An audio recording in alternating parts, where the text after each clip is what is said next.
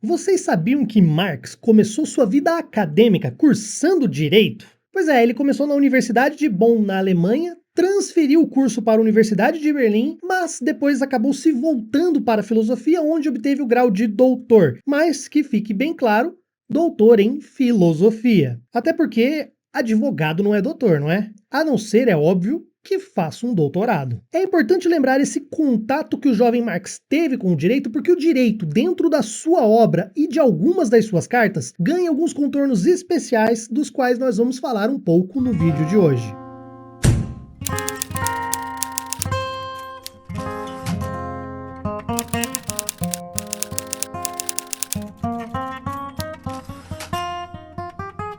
Fala pessoal, tudo bem com vocês?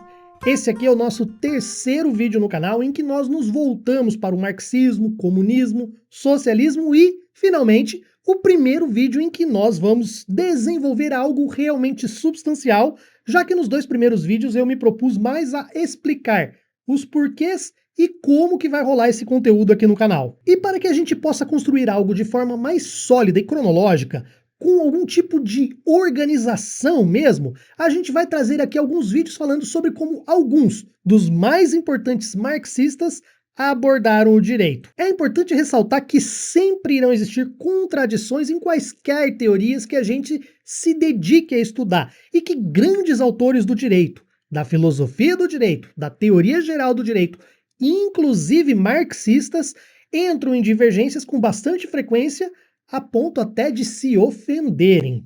Achou que não ia ter treta de jurista comunista? Achou errado, otário.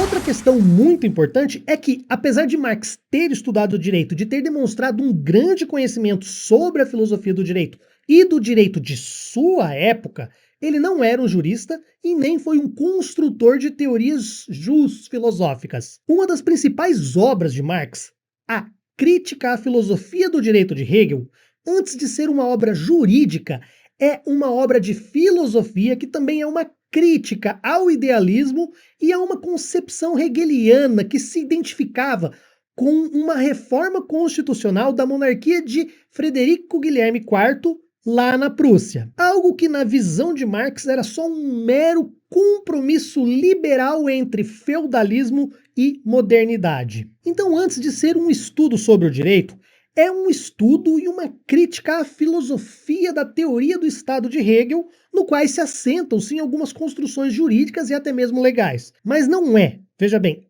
não é um estudo ou uma análise filosófica sobre o direito em si. O que ele faz são críticas pontuais sobre determinados pontos jurídicos, inclusive de algumas normas.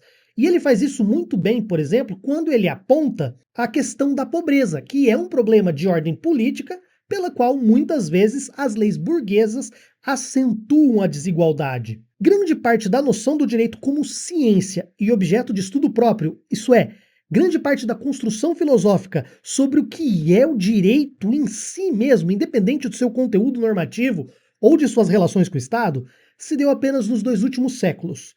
Os maiores nomes e as mais bem estruturadas teorias a respeito do direito vieram depois de Marx. Só que olha só, apesar dela não ser uma obra jurídica, ela traz também alguns contornos do que nós podemos interpretar sobre como Marx entendia o direito. E tem mais, se vocês assistiram o nosso vídeo passado, vão se lembrar de como eu disse que a gente muda, que a gente evolui e que de certa forma o eu de hoje não é o mesmo eu de 4 ou 20 anos atrás. Pois é, Marx também não. Nem Engels, nem Lenin, todos esses autores que nós vamos conhecer e estudar, todos eles mudaram a forma de ver as coisas e reformularam muitas vezes suas ideias, chegando até o ponto de, sei lá, de refutarem a si mesmos, ainda que de maneira talvez acidental ou nas entrelinhas. Marx, particularmente, ele me lembra um pouco o Tolkien nesse aspecto, sempre criando, sempre trocando cartas, sabe, correspondência mesmo, revendo pontos, deixando escritos que permitem uma multiplicidade de interpretações. Ele tratava sua obra como se fosse uma obra viva, que se adaptava conforme a história e os acontecimentos históricos iam se desenrolando, como um bom materialista histórico, não é?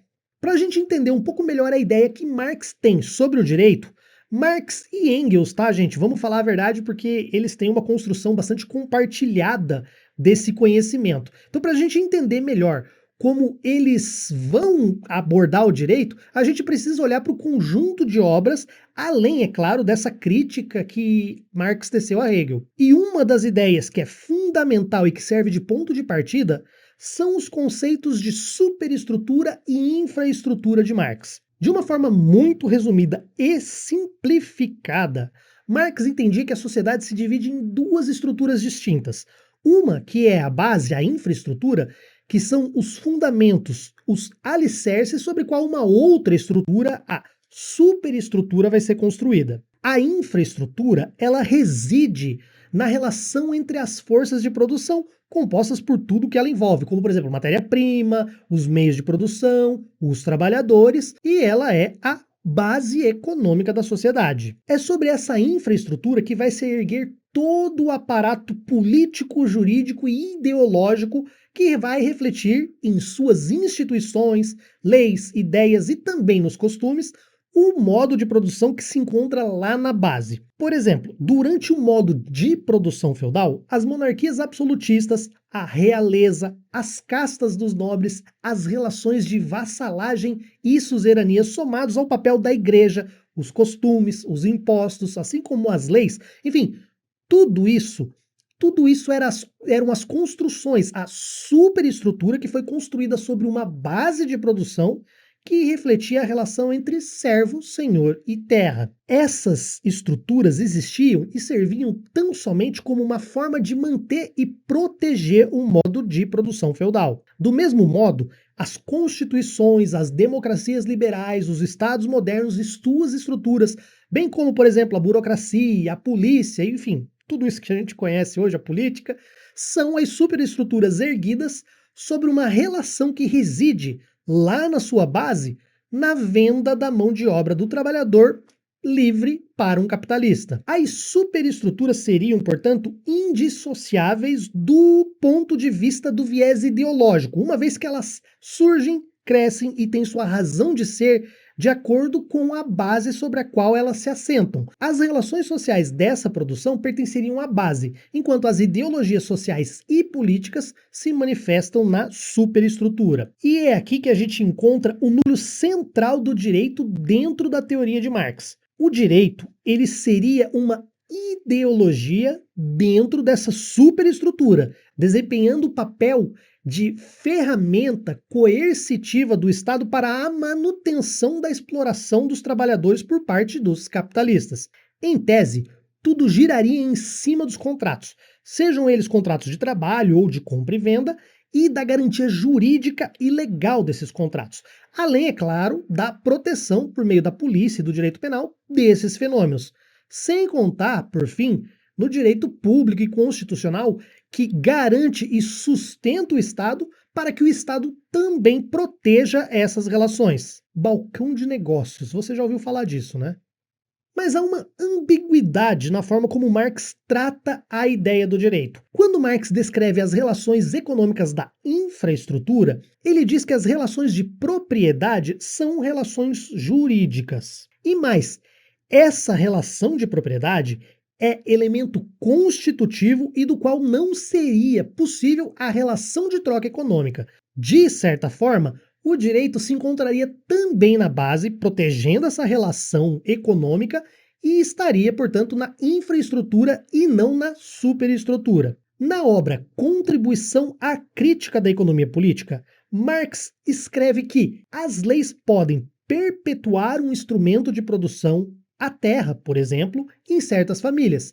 Essas leis adquirem uma importância econômica unicamente onde a grande propriedade territorial se encontra em harmonia com a produção social. Em outra passagem, na obra Miséria da Filosofia, Marx rejeita a ideia de que os soberanos fazem as leis que regem as condições econômicas.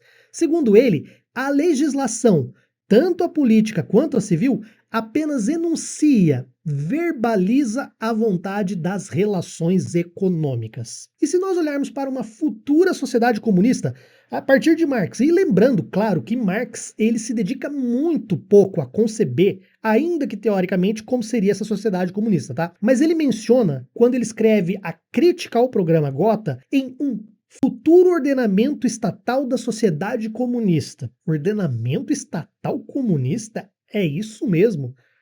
É, essa questão do Estado, do definhamento do Estado, é algo que nós vamos falar mais pra frente em outros vídeos, porque ela é interessantíssima, porque não é simplesmente um desaparecimento deixando um vácuo, é uma transformação que reabilita o comunismo para algo além de uma utopia inalcançável. Quando nós voltamos à ideia da superestrutura e da infraestrutura, que é uma concepção mais metafórica, talvez mais no sentido de uma analogia que Marx desenvolveu, e não propriamente uma teoria rígida, toda essa superestrutura ideológica seria uma falsa equivalência, um sintoma, um reflexo distorcido daquilo que está na base. E aqui entra também a questão das inúmeras contradições dentro do sistema capitalista. E existem discussões se essa superestrutura influencia, ainda que de forma sutil ou não, alterações na estrutura. Marx e Engels insinuam, especialmente em correspondências,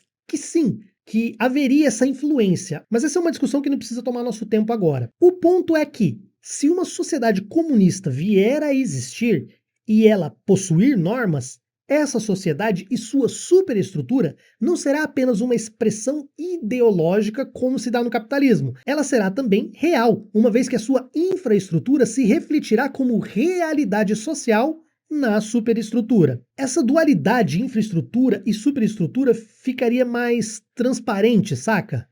Ou talvez até deixasse de existir, não sei. Mas a gente não precisa nem pensar lá para frente no comunismo. A gente pode pegar o próprio socialismo, em que se configuraria como uma etapa intermediária que seria o Estado proletário. Esse Estado proletário, ele não seria visto como uma ideologia que produz uma consciência ilusória, uma falsa filosofia de si mesmo, refletindo a questão da infraestrutura e da subestrutura. Não. Ele não seria falsa, tal qual é o Estado capitalista. Eu não sei se ficou confuso, talvez tenha ficado, mas a ideia é, nas contradições de um Estado capitalista, o direito, assim como o Estado, são superestruturas ideológicas. Mas o direito, por sua vez, está intimamente ligado à ideia de propriedade, que é uma relação jurídica que pertence à relação econômica que está na base, na infraestrutura. Por outro lado, se nós falarmos em socialismo e comunismo, não só o direito como o próprio Estado, ou aquilo que vier a ser chamado de Estado quando, por exemplo, o comunismo for alcançado, deixariam de ser superestruturas ideológicas. Vocês estão percebendo que tem aqui uma certa ambiguidade onde o direito estaria? E eu não estou dizendo que essa é uma construção errada ou uma construção equivocada, mas que, de certa forma, em determinados momentos mais explícitos, Marx trata o direito como superestrutura.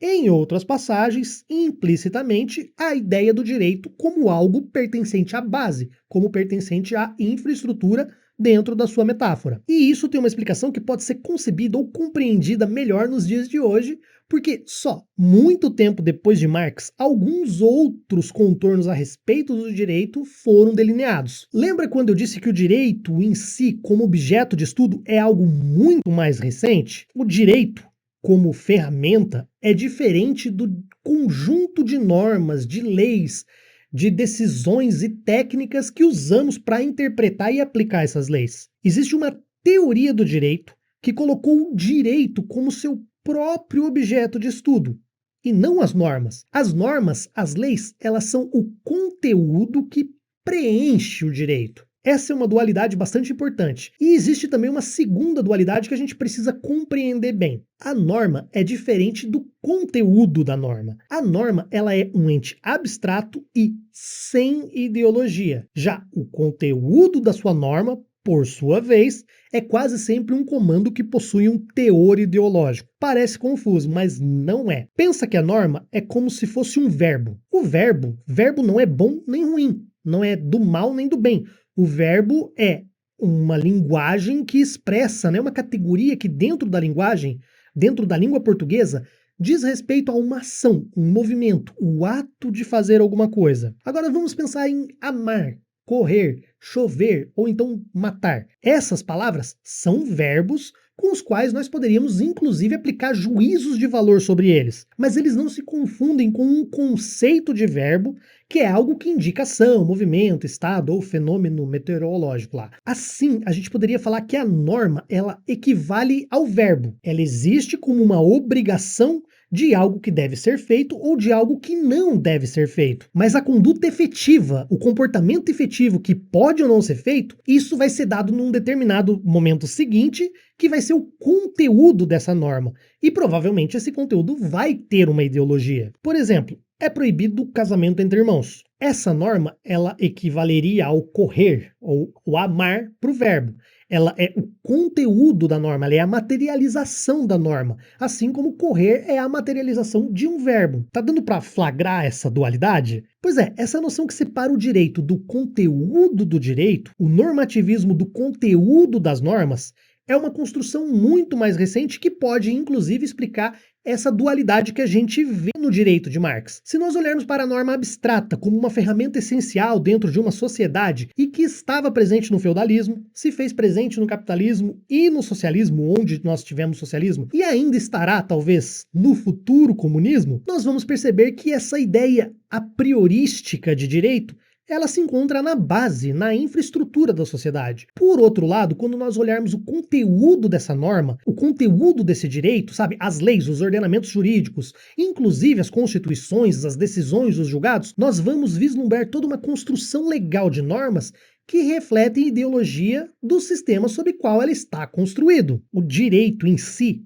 é direito em qualquer lugar, assim como a física ou a química é química e física em qualquer lugar, seja no capitalismo ou seja no socialismo. Só que o conteúdo do direito não. O conteúdo do direito muda. Marx em nenhum momento buscou explicar o direito ou a natureza do direito. O que nós mais vemos em sua obra é uma compreensão do papel do direito na sociedade e nas relações econômicas, coisa que acaba refletindo, ainda que indiretamente, essa dualidade que nós vemos. É só a partir da compreensão dessas dualidades, da compreensão de que o direito e o conteúdo do direito são coisas distintas, que outro pensador marxista, Pachucanes, deu um passo fundamental na construção de uma teoria do direito marxista, que é algo que nós ainda vamos ver, se eu não me engano, daqui 2 vídeos. E só para finalizar esse aqui, essa questão de separar o direito per si na infraestrutura e as normas e a aplicação do direito na superestrutura, ela me parece um tanto quanto falha, porque de certa forma nós poderíamos identificar também algumas normas ou princípios normativos que deveriam estar na superestrutura, mas se encontram lá na infraestrutura, como, por exemplo, a questão da propriedade. Então, como foi dito, essa questão de infraestrutura e superestrutura, ela é mais uma metáfora, uma analogia, um recurso que Marx usou para expressar algumas das suas ideias. Ela não me parece uma questão realmente acabada, uma teoria avançada ou definitiva que encerraria ali perfeitamente todas essas questões. Não, tá longe disso. Aliás, é exatamente por causa disso que outras teorias e outros pensadores marxistas vão explicar melhor o papel tanto dessas estruturas, como também a questão do direito dentro do marxismo. E para terminar, tem outra dualidade importantíssima, né? Na verdade não é uma dualidade, eu sei que vocês estão cansados de dualidade, mas aqui nós temos uma trialidade fundamental para esse canal, que é você apertar o botão de like, se inscrever no canal e deixar o comentário de engajamento. Lembrando que essa trialidade aqui também comporta a ideia de você se tornar um membro do canal ou então mandar um pix camarada para ajudar a gente aqui a continuar produzindo esse tipo de conteúdo. Gente, eu vou ficando por aqui, se tudo der certo então, no próximo vídeo a gente vai trazer alguns contornos de direito, algumas ideias de direito em Lenin, Stuttgart e Heiner, beleza? Eu tô indo nessa então, valeu!